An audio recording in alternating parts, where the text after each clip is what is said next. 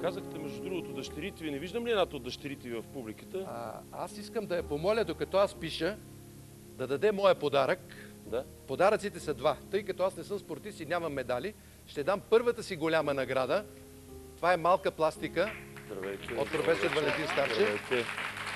Здравейте. Ето, заповядай. За мен е Мерси. голямо удоволствие да ти връча този подарък. Благодаря ви, госпожице. Благодаря ви. Аз даже ще го разопаковам и ще го сложа тук в моята... Това е оригинал малка пластика на професор Валентин Старчев, сладкопойна чучулига. Да, Голямата награда на националния конкурс Бургас.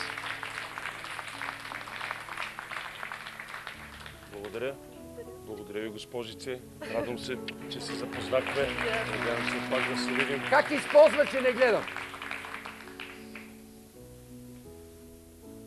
Много хубава. На майка си прилича.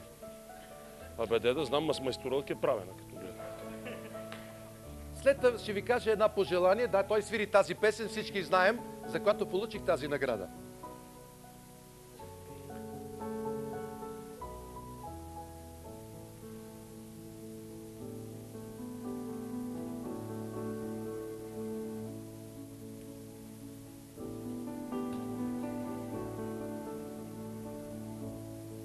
Тя музикант ли е, дъщеря ви? Пианистка, носителка на много награди на пиано и на някои други, за които не са ми особено приятни.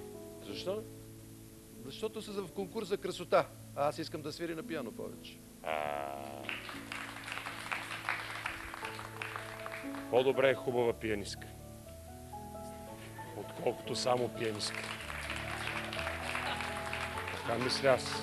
Понеже вие сте мъж и тук всички са мъже, и аз уважавам мъжете, те малко останахме вече. Да, така е. Така. И трябва още повече жените ни уважават. Много ми е приятно, че това го казвате. По-добре, много хубава. Тя харесва ли вишисти? Просто. Питам просто.